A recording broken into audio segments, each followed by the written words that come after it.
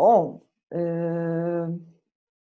pensando hoje, no contexto cultural em franca transformação, homens e mulheres, né, estão aí nessa aventura da procriação, vão fundar suas crianças, né, sua família, vão ter seus filhos, e se construir como pai e como mãe em relação ao bebê.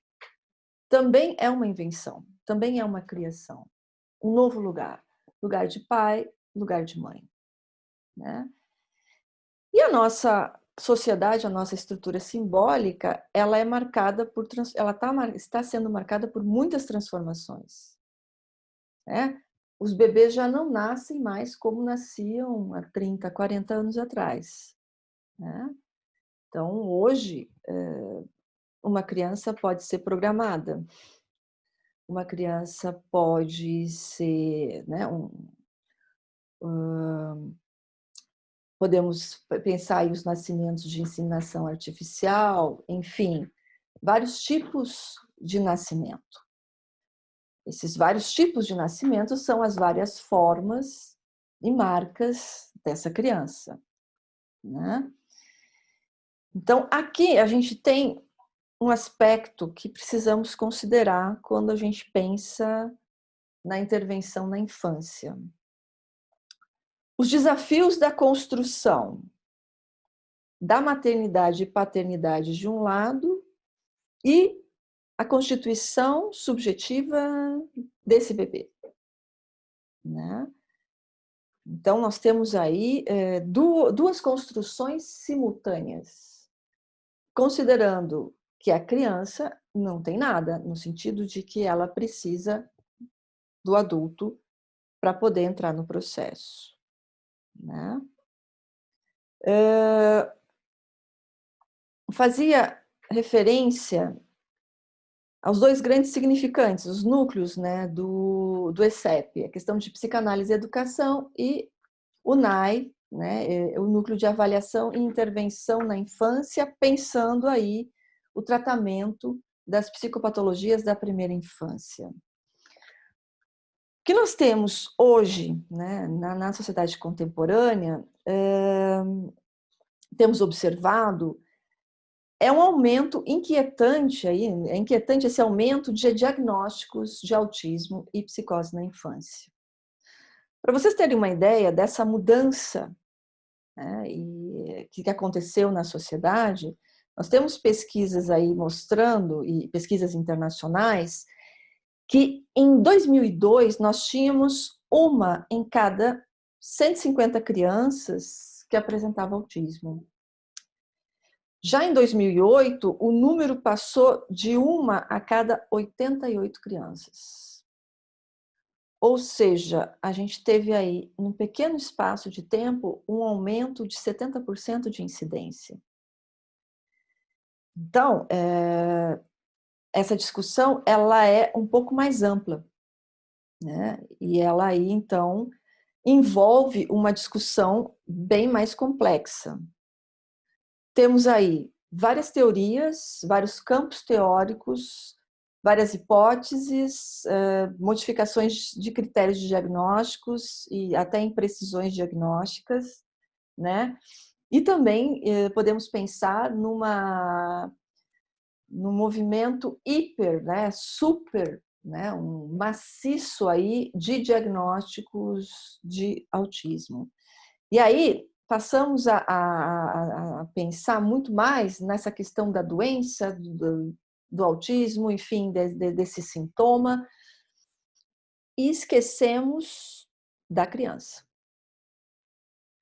Então, o que nós trazemos nessa noite é poder pensar, a partir da psicanálise, que o que nos interessa não é o sintoma, não é a doença, não é esse hiperinflacionamento de diagnósticos, mas o que nos interessa é a criança. É o processo de constituição dessa criança, de como que ela vai se inventar enquanto sujeito. E se ela tiver problemas nesse processo, onde que nós podemos ajudá-la? Tá? Então, a gente não está aqui, não vai debater esse aumento, né, e esse que a gente pode chamar aí de um sintoma social, né, desses excessos de diagnósticos e de imprecisões diagnósticas. Mas o que nos interessa aqui é poder pensar do lugar da psicanálise.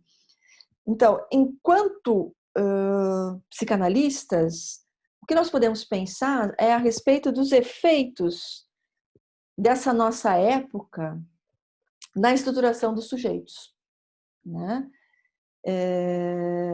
E principalmente a partir de um lugar muito específico, que é justamente o lugar da clínica, né? Então, desse lugar da clínica, desse lugar da escuta do sofrimento psíquico, é que a gente vai poder pensar aí quais são os dilemas e sofrimentos, né, que aparecem e que são encaminhados ao analista, né? E aí é que a gente tem duas frentes. Uma frente que é justamente a frente clínica, de trabalho clínico, e a outra frente que é justamente uma discussão com a polis, né?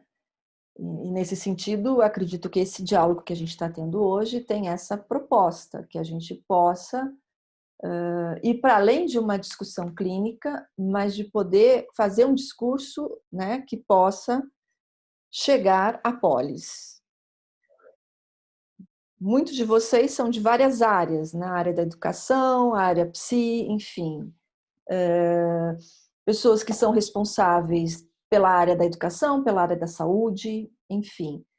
Essa discussão com a polis é extremamente importante. Por quê?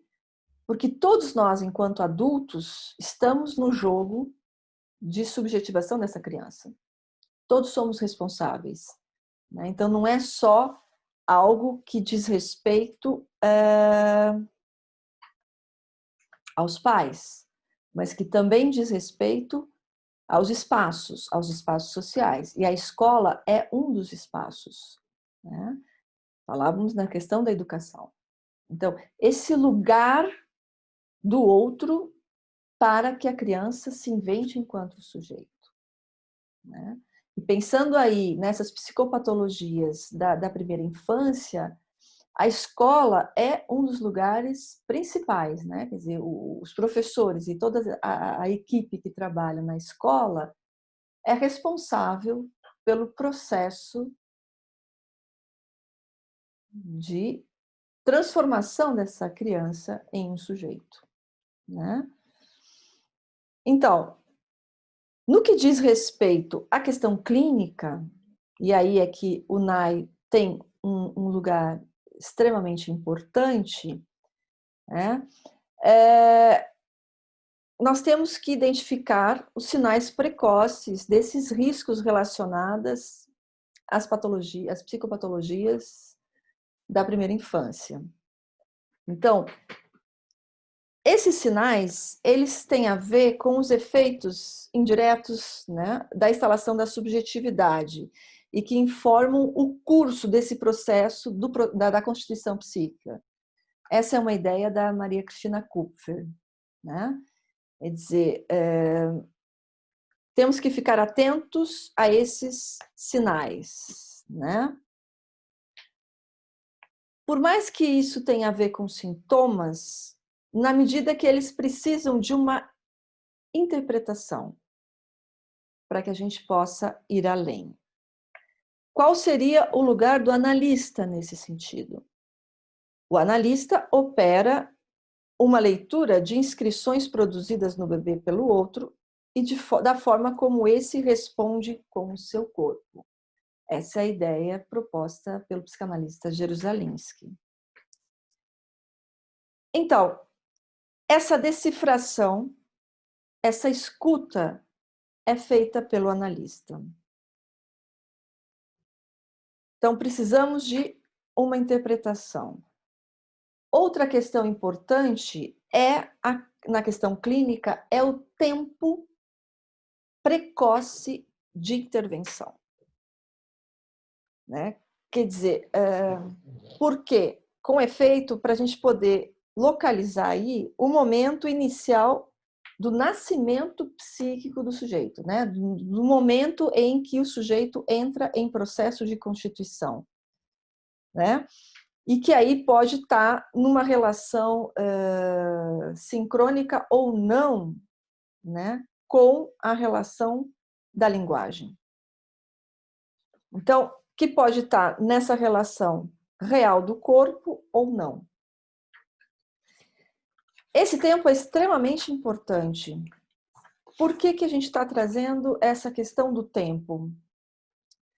Porque pense o seguinte, quando uma criança nasce e ela é esperada, desejada, muito esperada, e ela é esperada a partir do desejo dos pais e de toda a idealização desses pais.